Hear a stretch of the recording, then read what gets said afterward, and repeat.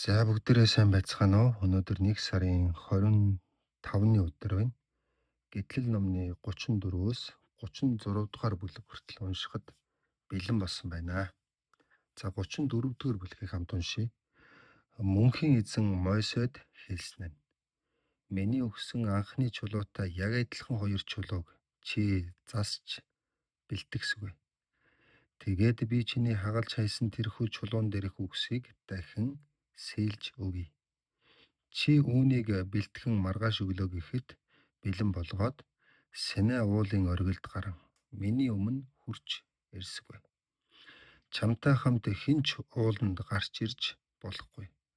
Басгүй тэр уулын ойр хавьд хүн байж болохгүй. Мөн уулын билээр ямар нэгэн мал сүрэг бэлчиж болохгүй гэв. Тийхүү Мойсе яг урдынхтай адил хавтгай чулууг засч бэлтгээд мөнхийн эзний хэлсэн ёсоор маргааш өглөө нь эртлэн Синай ууланд гарлаа.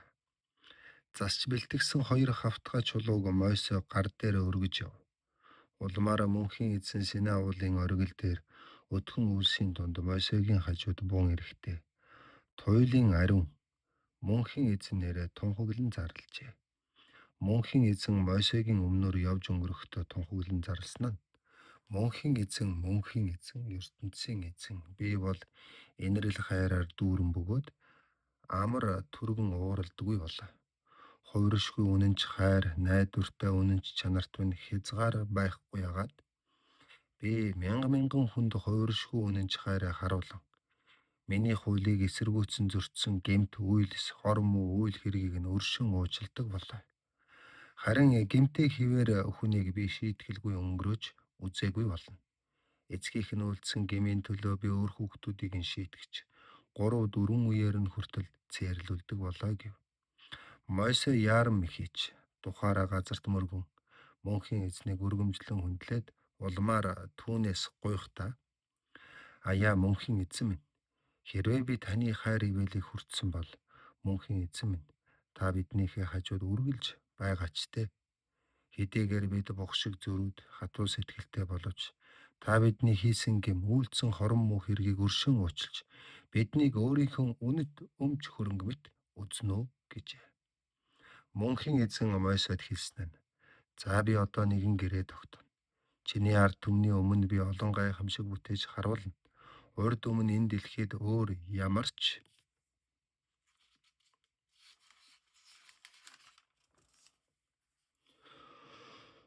улс үндэстэн ийм гайхамшигыг үзээгүй болоо.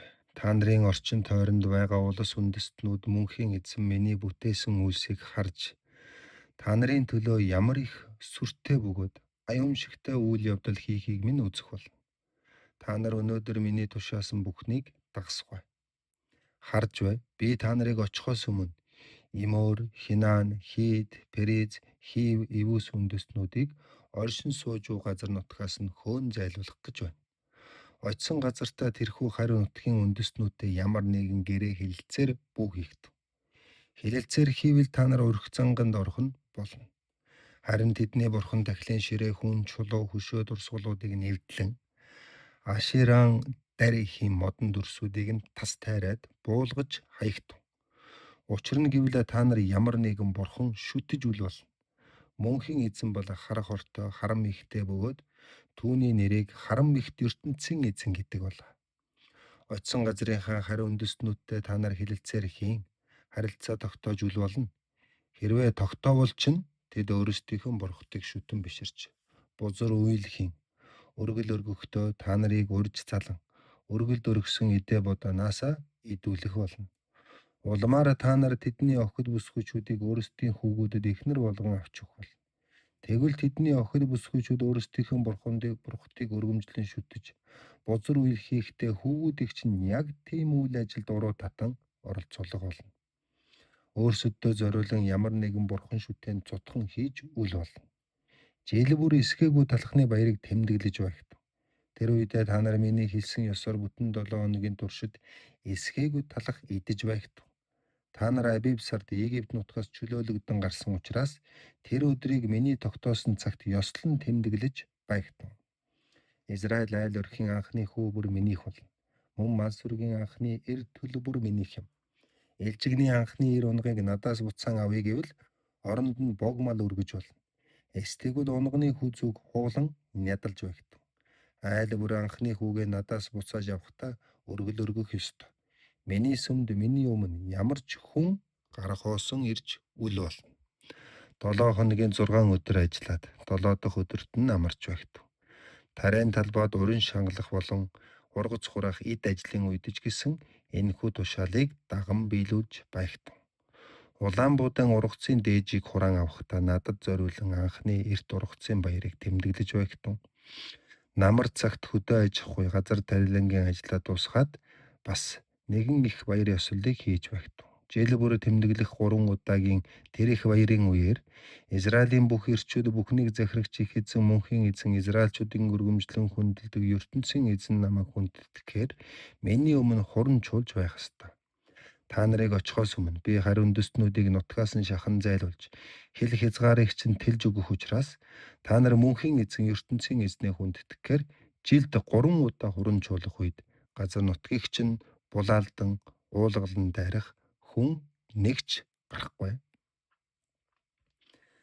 Надад өргөл өргөхөөр мал нийтлэн өргөлийн ширээн дээр цус цацах үедээ хөрөнгөөр эсгсэн ямар ч юмыг хамт өргөж үл болно. Үүнээс гадна дээгүр өнгөрөх баярыг тэмдэглэн мал эдэнснийхаа дараа махнаас нь үлдээн хонуулж үл болно. Газар шорооны өгөөж болсон ургацын дээжээ мөнхийн эзэн ертөнцийн эзнийхээ сүмд авчран өргөж багтав. Хурга ишгийг ихийнхэн сүмд чанаж үл болно гэжээ. Тэгээд мөнхийн эзэн Мойсед хэлсэн нь чи энэ бүхнийг тэмдэглэн бичиж авсгай. Энэ үгээ үндэслээд би чамтай болон Израилийн ард түмэнтэй гэрээ тогтоох болно гэв. Мойсе Синай ууланд 40 өдөр 40 шөнийн турш мөнхийн эзний дэргэд байх хугацаанд юу ч идэж уусангүй. Тэр үедээ Мойсе 2 хавтгай чулуун дээр мөнхийн эзний өгсөн 10 тушаалыг сийлэн бичжээ. Тиймээс Мойсе Синай уулнаас буун ирэхдээ мөнхийн эзний тогтоосон хуулийг сийлэн бичсэн 2 хавтгай чулууг гар дээрээ өргөн авч явлаа. Мөнхийн эзэнтэй ярьснаас болоод нүүрнээс нь гэрэл цацарч үг Мойсе огт мэдсэнгүй. Харин түүний нүүрнээс гэрэл цацарж байгааг Аарон болон бусад израильчууд хараад ойртон очихоос айн зүрхсэж байсан болоо.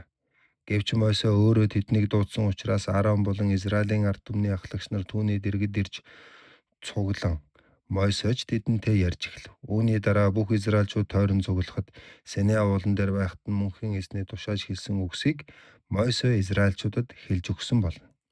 Тиймээс Мойсе тэдэнтэй ярьж дуусаад нүрээ бүтээжээ.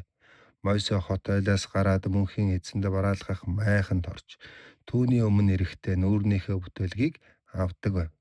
Дараа нь тэрээр тэндээс гарч ирэхдээ нүрээ бүтээгээд мөнхийн эзний тушаасан бүхнийг Израилийн ард түмэнд дамжуулан хэлж өгдөг байжээ. Тэр үед Мойсегийн нүрнээс гэрэл цацран бүх Израилийн ард түмэн хардаг байсан бөгөөд Мойсеч дахин мөнхийн эзний өмнө очиж түүнтэй ярин ярьтлаа нүрээ бүтээдэг болсон байна. За үргэлжлүүлээд 35 дугаар бүлэг уншийе. Мойсе Израилийн бүх овгийг цуглуулan хэлэхдээ мөнхийн эзний тушааж хэлсэн үгс энэ болоо. Та нар 7 хоногийн 6 өдөр ажиллаа 7 дахь өдрийг мөнхийн эзэнд зориулсан ариун өдөр болгон амарч багтав. Тэр өдөр ажил хийсэн хүнийг цаазаар авсгай. Мөнхийн эзний ариун өдөр альва нэгэн хүн гэр орондооч галж асааж үл болно гэв. Мойсе Израилийн бүх овгийнханд хандаж хэлснээр мөнхийн эзний тушааж хэлсэн үгс энэ болоо. Мөнхийн эзэн зориулсан хандийг ард түмнээс авсгай. Өгөөмөр сэтгэлтэй хүн бүр сайн дураараа ханд өгсгөө. Үүнд алт мөнгө хүрэл төмөр мөн хөх нэл ягаан болон час улаан өнгийн нээрмэл утас дээд зэргийн чанар бүхий майланган нэхмэл ямааны ноолуурын эсхий улаан өнгөөр ботсон хуцын арьс дээд зэргийн арьс шир хувайс мод сүмийн дэнлүү ноцоо гурвамлын тос ёслол хийхэд болон сав тавихад зориулсан тансаг үнэрт модны давирхаа сүмийн ариун тушаалтны ёслолын ууж болон цээж өвчнөд хадах танан судалт гартаам гих мэтийн эрдэнсийн чулуунууд болно. Та нарын дотроос авьяас чадвартай хүн бүр мөнхийн эзний тушаасан зүйлийг хийх хэрэгтэй.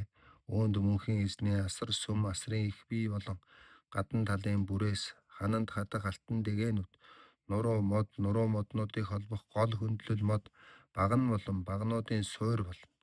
Бас мөнхийн эзний гэрээг агуулах авдрыг зөөхтөө үүр жоо 2 давнуурга мод авдрын цагаатгах давцсан нэртэй таг болон асар сүмийн онцгой ариун газрыг тусгаарлах хөшиг мөнхийн эзэнд талах өргөх ширээг зөөхөд хэрэглэх 2 давнуурга мод ширээнд хэрэглэх бүх хэрэгслийг хийгээс гадна тэр ширээн дээр мөнхийн эзэнд өргөх талхыг барьсгав. Мөн сүмийн дэнлүүний суур болон дэнлүүний бусад хэрэгслүүд дэнлүү болон түүнийг ноцох тосыг бэлдсэв.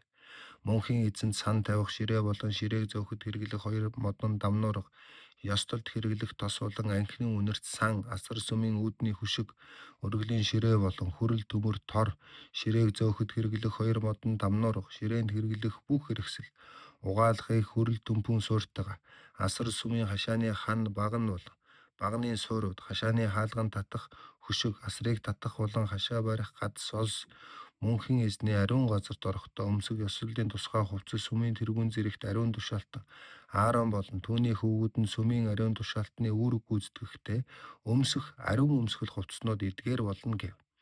Тиймээс Израилийн бүх өвгүүд Мойсегийн дэргэд ирж цуглаад тарцгаав.